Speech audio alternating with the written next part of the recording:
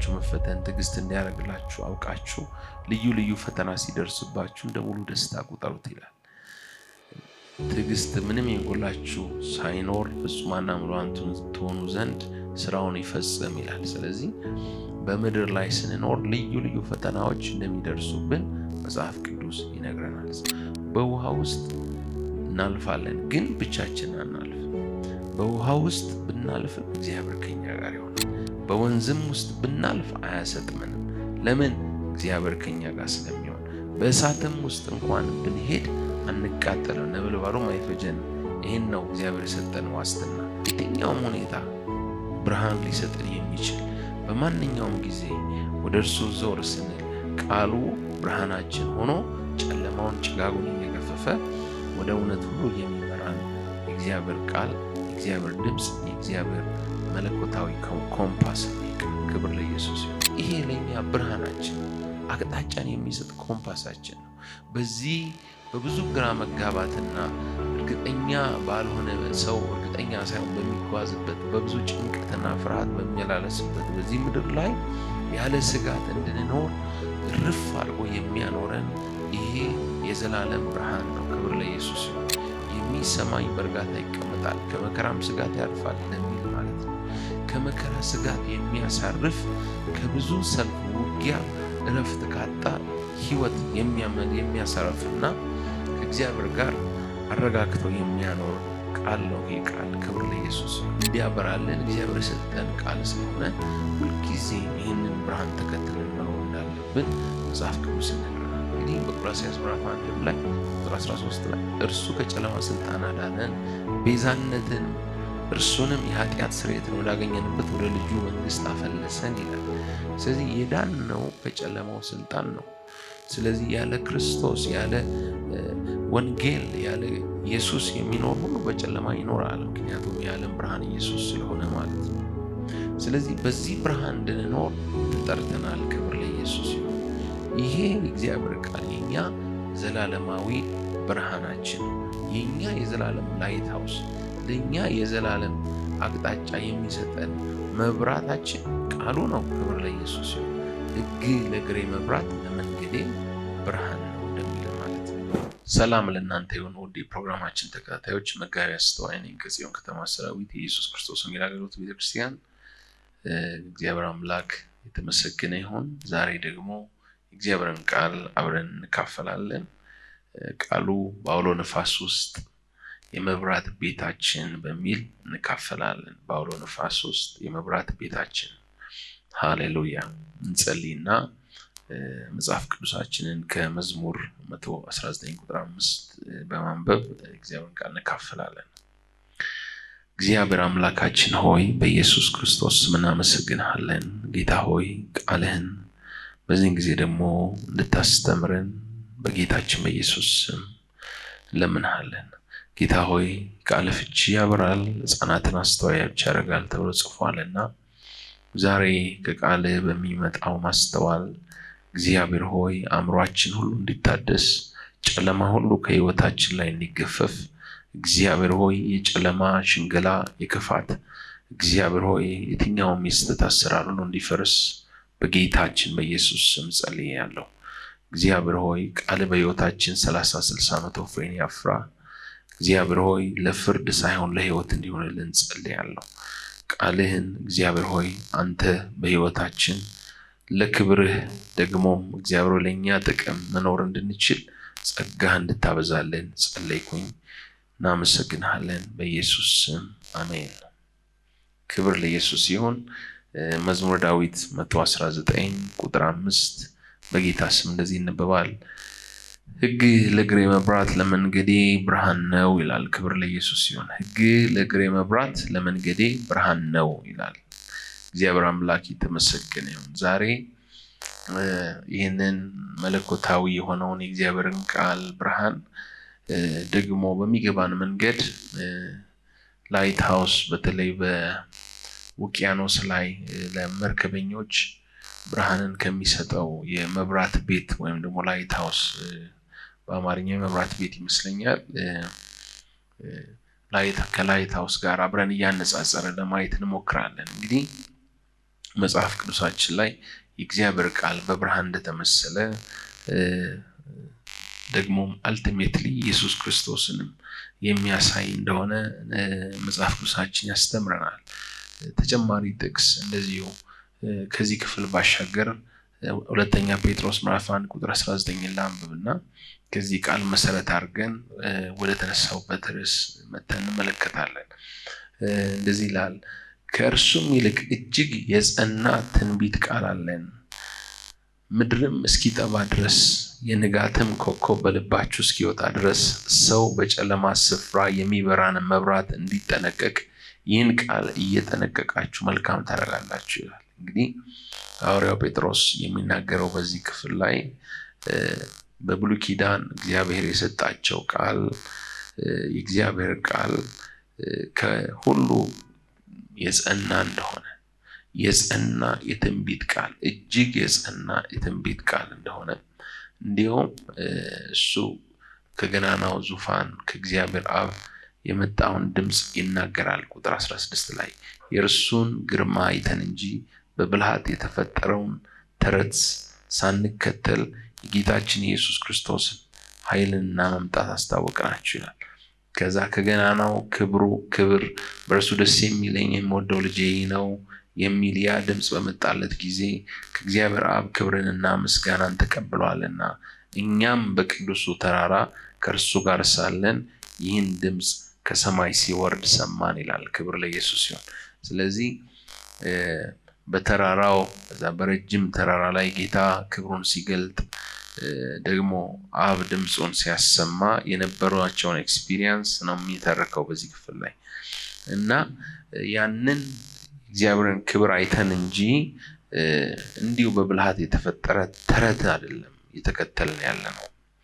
የእርሱን ክብር አይተን ነው የክርስቶስን ኃይልና መምጣት ያስታወቅናችሁ ይላል እና ነገር ግን ይልና ከዚህም ግን የበለጠ ከዚህም ይልቅ የጸና ነው ቃሉ ይላልና ብሉይ ኪዳን የተሰጣቸውን ወይም ደግሞ በእጃቸው ላይ ያለውን ቅዱሳት መጽሐፍት የትንቢትን ቃል እጅግ የጸና ነው ብሎ ይለዋል። ክብር ለኢየሱስ ይሁን።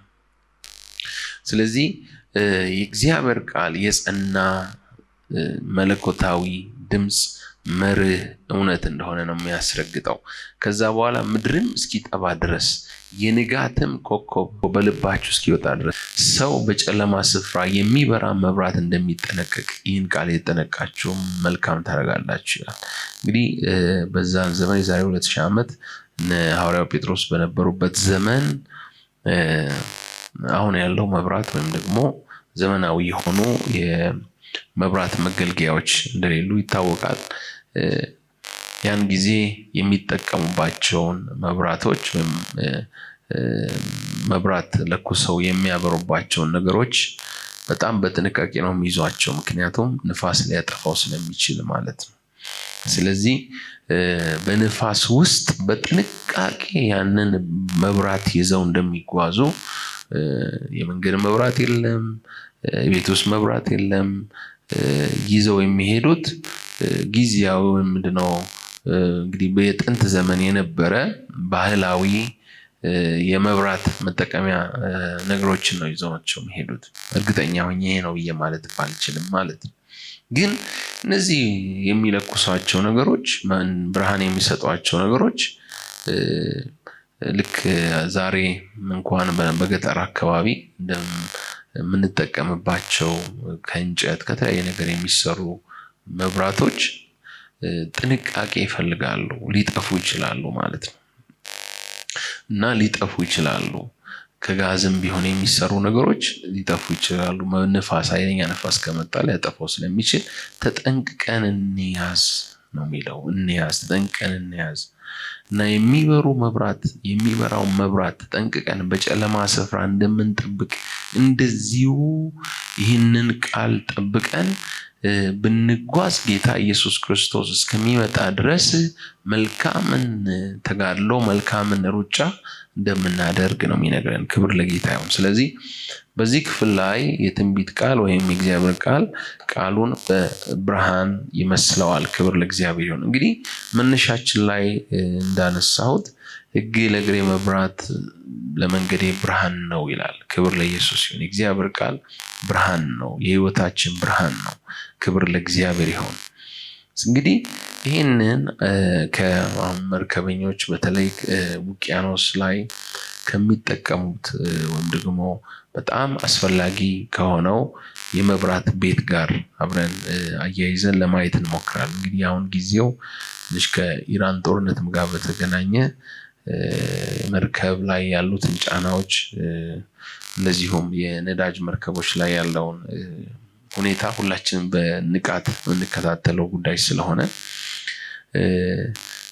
ትርጉም ይሰጠናል ብዬ አስባለሁ። እንግዲህ መርከበኞች በውቅያኖስ ላይ ሲጓዙ የሚጠቀሟቸው ወይም በጣም አስፈላጊ የሆኑ ቤቶች ናቸው እነዚህ ላይት ሃውስ የሚባሉት።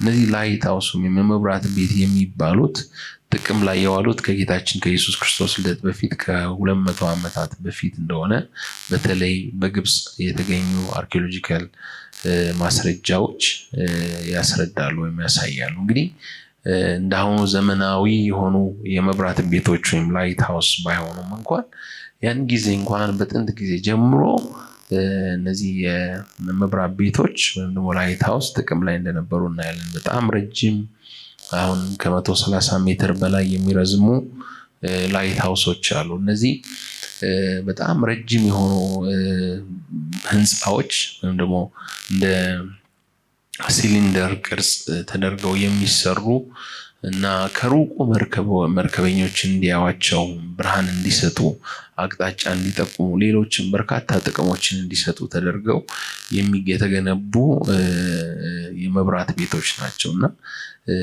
ላይ በተለይ ዘመናዊ ሌንስ ከመምጣቱ ጋር በተገናኘ እስከ 30 ሜትር በላይ እንኳን ርቀት ላይ ሆነው መርከበኞቹ ማየት ይችላሉ እና በተለይ በጨለማ ውስጥ በዝናብ በጭጋግ ውስጥ በበረዶ ውስጥ ሲጓዙ በማዕበል ውስጥ ሲጓዙ ሁልጊዜ ዘመናዊ የሆኑ ጂፒኤስ ቴክኖሎጂዎች ቢኖሩ እነዚህ ጂፒኤስ ቴክኖሎጂዎች ሁልጊዜ አስተማማኝ አይሆኑም። እነዚህ እንደ አናሎግ ባክአፕ አድርገው ይጠቀሙባቸዋል ማለት ነው። እነዚህ የመብራት ቤቶች 24 ሰዓት ሙሉ መብራትን የሚሰጡ ናቸው። ስለዚህ ሁልጊዜ አይጠፉም። የቱ ጋር እንዳሉ መርከበኞች ራሳቸውን አቅጣጫቸውን እንዲያውቁና ራሳቸውን ከድንጋይ ጋር እንዳይጋጩ ከበረዶ ግግር ጋር እንዳይጋጩ የሆነ ቋጥኝ ውስጥ እንዳይገቡ እና መርከባቸው እንዳይፈርስ ብዙ ጠቀሜታ የሚሰጡ ናቸው መብራትን በማብራት ማለት ነው። ስለዚህ ዛሬ የእግዚአብሔርን ቃል ከመብራት ቤት ጋር አብረን አያይዘን ነው ለማየት እንሞክረው። ክብር ለእግዚአብሔር ይሁን። እንግዲህ በምሳሌ ነገሮችን የበለጠ እንድንረዳ ያስችለናል ብዬ ስላሰብኩ ነው። እርግጥ ፐርፌክት ላይሆን ይችላል፣ ቃሉ በራሱ በቂ ነው። ኦፍ ኮርስ እያዛመድኩ የማነሳው መረዳቶችን ቃሉ መረዳት የምንችልባቸው ሁኔታዎችን ካገኘን በሚል ሐሳብ ነው። ክብር ለኢየሱስ ይሁን። እንግዲህ የመብራት ቤቶች ባይኖሩ በጣም በተለይ ለሴለርስ ለመርከበኞች በጣም ከባድ ነው የሚሆነው። ምክንያቱም ጉዞዎቻቸው ብዙ ጊዜ በሌሊትም ቀንም በተለይ ውቅያኖስ ላይ ዝናብ ባለበት ጊዜ በጣም ጭጋግና አውሎ ነፋስ ባለበት ጊዜ ማዕበል በሚነሳበት ጊዜ አየሩ ጥሩ አይደለም። ጥሩ የሆነ የአየር ሁኔታ ስለማይኖር ጥሩ ያልሆነ የአየር ሁኔታ ባለበት ሁኔታ ውስጥ ሲጓዙ እነዚህ የመብራት ቤቶች በጣም ብዙ ጥቅም ይሰጧቸዋል። ቅድም እንዳነሳሁት ሊደርስባቸው ከሚችሉ አደጋዎችን ከመጠበቅ ጀምሮ ማለት ነው። ስለዚህ እነዚህ የመብራት ቤቶች በጉዞ ላይ መርከበኞች የበለጠ ደህንነት እንዲሰማቸው የሚያደርጉና በርካታ ጠቃሚ የሆኑ አገልግሎቶችን የሚሰጡ ናቸው። እንግዲህ በመጽሐፍ ቅዱስ እንደሚነግረን መጽሐፍ ቅዱሳችን እንደሚያስረዳን ወገኖቼ የምንኖርበት ዓለም ብዙ ውጊያ፣ የጠላት ሰልፍ ደግሞም በጠላት ቁጥጥር ውስጥ ያለ ዓለም ውስጥ እንደምንኖር መጽሐፍ ቅዱሳችን በግልጽ ይነግረናል። ስለዚህ የምንኖርበት ዓለም በክፉ የተያዘ እንደሆነ መጽሐፍ ቅዱስ በግልጽ ይነግረናል። ዮሐንስም ላይ ዓለምና ሞላው በክፉ እንደተያዘ እናውቃለን ይላል። ስለዚህ በክፉ የተያዘ ዓለም በጨለማ በኃጢአት የረከሰና የተሞላ ዓለም ውስጥ ነው ምንኖረው። መጽሐፍ ቅዱሳችን በኢሳይያስ ምዕራፍ 43 ቁጥር 2 ላይ በውሃ ውስጥ ባለፍ ጊዜ ካንተ ጋር ሆናለሁ፣ በወንዞችም ውስጥ ባለፍ ጊዜ አያሰጥሙም፣ በእሳት ውስጥ በሄድክ ጊዜ አትቃጠልም፣ ነበልባሉም አይፈጅህም ይላል። ስለዚህ እግዚአብሔር ውሃ የለም፣ እሳት የለም፣ በዚህ ምድር ላይ መከራ የለም፣ ወጀብ የለም፣ ሰልፍ የለም፣ ውጊያ የለም አላለንም። መጽሐፍ ቅዱስ እንደዚህ ተስፋ አይሰጥም። ግን ምንድነው ያለን ጌታ? በዓለም ሳላችሁ መከራ አለባችሁ፣ አይዟችሁ፣ እኔ ዓለምን አሸንፌዋለሁ ነው ያለን። እስከ ዓለም ፍጻሜ እኔ ከእናንተ ጋር ሆናለሁ ነው ያለን። ማርቆስ ወንጌል ምዕራፍ 16 መጨረሻው ላይ ስናነብ ኢየሱስን እያዩ ታረገ ይልና እንደገና አብሯቸው ታምራትን ድንቅ በማድረግ በሚሄዱበት ስፍራ ሁሉ ቃሉን ያጸና ነበር ይላል። አብሯቸው ነበር። ስለዚህ በመንፈስ ቅዱስ ከኛ ጋር እንደሚሆኑ ዋስትናን ሰጥቶናል ይሄ ጌታ። ስለዚህ ጌታ እስከሚመጣ ጊዜ ድረስ የዚህ ዓለም አምላክ ገዢ ተፈርዶበታል። የመጨረሻው ፍርዱ ደግሞ ወደ እሳት ባህር መጣል ነው። ስለዚህ ያችን ሰማይቱ አዲሱ ሰማይን አዲሲቱ ምድር ያችን ሰማይቱ ኢየሩሳሌም እስከምንወርስባትና እስከምናገኛት ወደዛ ወይም ደግሞ እኛ ተጠርተን እስከምንሄድና ከጌታ ጋር ለዘላለም ወደምንኖርበት ዘላለማዊ ክብር ቤታችን እስከምንሄድ ድረስ በዚህ ምድር ላይ የምንኖረው በወጀብ ውስጥ በብዙ ፈተና ውስጥ እና ማዕበል ውስጥ እንደሆነ መጽሐፍ ቅዱስ ይነግረናል። ለዚህ ነው መጽሐፍ ቅዱስ ወንድሞቼ ሆይ ይላል ያዕቆብ መልእክት ምዕራፍ 1 ቁጥር 2 ላይ የእምነታችሁ መፈተን ትዕግስት እንዲያደርግላችሁ አውቃችሁ ልዩ ልዩ ፈተና ሲደርስባችሁ እንደ ሙሉ ደስታ ቁጠሩት ይላል። ትዕግስት ምንም የጎላችሁ ሳይኖር ፍጹማንና ምሉዓን ትሆኑ ዘንድ ስራውን ይፈጽም ይላል። ስለዚህ በምድር ላይ ስንኖር ልዩ ልዩ ፈተናዎች እንደሚደርሱብን መጽሐፍ ቅዱስ ይነግረናል። ስለዚህ ኢሳይያስ 43 ላይ እንዳነበብነው በውሃ ውስጥ እናልፋለን፣ ግን ብቻችንን አናልፍ። በውሃ ውስጥ ብናልፍም እግዚአብሔር ከኛ ጋር ይሆናል። በወንዝም ውስጥ ብናልፍ አያሰጥመንም። ለምን? እግዚአብሔር ከኛ ጋር ስለሚሆን። በእሳትም ውስጥ እንኳን ብንሄድ አንቃጠልም፣ ነበልባሉም አይፈጀንም። ይህን ነው እግዚአብሔር የሰጠን ዋስትና። ክብር ለኢየሱስ ይሁን። ስለዚህ ወጀብ የለም፣ ማዕበል የለም፣ ፈተና የለም ብለን ካሰብ ራሳችን ነው የምናስተው። አንደኛ ጴጥሮስ ምዕራፍ 5 ላይ በመጠን ኑሩ ይላል ቁጥር 8 ላይ ንቁም፣ ባለጋራችሁ ዲያብሎስ የሚውጠውን ፈልጎ እንደሚያገሳ አንበሳ ይዞራልና በዓለም ያሉት ወንድሞቻችሁ ያን መከራን በሙሉ እንዲቀበሉ እያወቃችሁ በእምነት ጸንታችሁ ተቃውሙት ይላል። ክፉን ተቃውሙት፣ ዲያብሎስን ተቃውሙት ነው እንጂ መጽሐፍ ቅዱስ የሚለው አይ ዲያብሎስ የለም፣ ዲያብሎስ ክርስቲያኖችን አይዋጋም፣ ቀዳዳ እየፈለገ አታካ አያረግም፣ ወይም ደግሞ መንፈሳዊ ተግዳሮት ውጊያና ሰልፍ የለም ብሎ አይነግረንም። እንዲሁም ታጠቁ ነው የሚለን። ክብር ለኢየሱስ ይሁን። ስለዚህ እንግዲህ ልክ እነዚህ መርከበኞች በተለያየ ማዕበል ውስጥ ወጀብ ውስጥ እንደሚጓዙት ማለት ነው፣ እኛም በዚህ ምድር ላይ ባለን የክርስትና ህይወታችን ጌታን ተከትለን በምንሄደው ህይወት በህይወታችን ውስጥ በብዙ አውሎ ነፋስ ውስጥ እንደምንሄድ ልንረዳ ይገባናል ማለት ነው። እንግዲህ ከዚህ ከመብራት ቤት ወይም ላይት ሃውስ ጥቅም ጋር በተገናኘ አንድ 4 ነጥቦችን ዋና የሆኑ 4 ነጥቦችን ለማየት እንሞክራለን። የመጀመሪያው ላይት ሃውስ ወይም ደግሞ የመብራት ቤት የሚጠቅመው የመብራት ቤት አቅጣጫን መስጠት ነው። አቅጣጫን ብርሃንን መስጠት ነው። የመጀመሪያው ጥቅሙ ብርሃንን መስጠት ነው። ቅድም እንዳነሳሁት 24 ሰዓት ሙሉ ብርሃንን ይሰጣል የመብራት ቤቱ። እንደዚሁም የእግዚአብሔር ቃል ሁልጊዜ ብርሃንን የሚሰጥ መጽሐፍ ቅዱስ ሲናገር በኢሳይያስ ምዕራፍ 40 ቁጥር 8 ላይ ዓለሙ ምኞቱም ያልፋሉ፣ የአምላካችን የእግዚአብሔር ቃል ግን ለዘላለም ጸንቶ ይኖራል ይላል። ስለዚህ ለዘላለም ጸንቶ የሚኖር ቃል ነው ይህ ቃል። ክብር ለኢየሱስ ይሁን።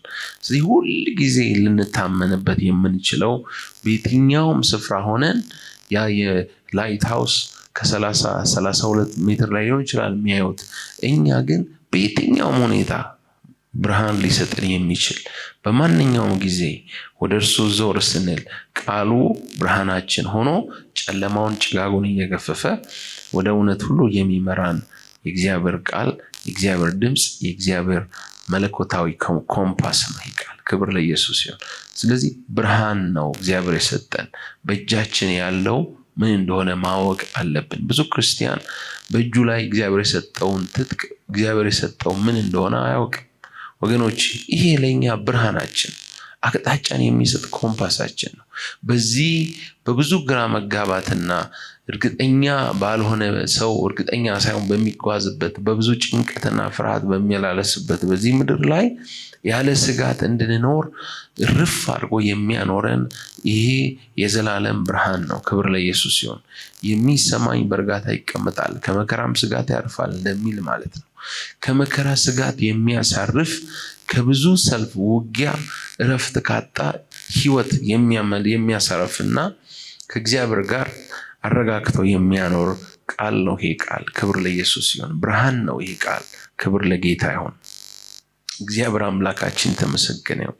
እንግዲህ ይህንን የእግዚአብሔርን ቃል በዚህ በጨለማው ዓለም ወገኖቼ እንዲያበራልን እግዚአብሔር የሰጠን ቃል ስለሆነ ሁልጊዜ ይህንን ብርሃን ተከትለን መኖር እንዳለብን መጽሐፍ ቅዱስ ይነግረናል። እንግዲህ በቆላስይስ ምዕራፍ 1 ላይ ቁጥር 13 ላይ እርሱ ከጨለማ ስልጣን አዳነን፣ ቤዛነትንም እርሱንም የኃጢአት ስርየትን ወዳገኘንበት ወደ ልጁ መንግስት አፈለሰን ይላል። ስለዚህ የዳነው ከጨለማው ስልጣን ነው። ስለዚህ ያለ ክርስቶስ ያለ ወንጌል ያለ ኢየሱስ የሚኖር ሁሉ በጨለማ ይኖራል። ምክንያቱም የዓለም ብርሃን ኢየሱስ ስለሆነ ማለት ነው። ስለዚህ በዚህ ብርሃን እንድንኖር ተጠርተናል። ክብር ለኢየሱስ ይሁን። ይሄ የእግዚአብሔር ቃል የኛ ዘላለማዊ ብርሃናችን ነው። የኛ የዘላለም ላይት ሃውስ፣ ለኛ የዘላለም አቅጣጫ የሚሰጠን መብራታችን ቃሉ ነው። ክብር ለኢየሱስ ይሁን። ሕግ ለእግሬ መብራት ለመንገዴም ብርሃን ነው እንደሚል ማለት ነው። ክብር ለኢየሱስ ይሁን። ሃሌሉያ።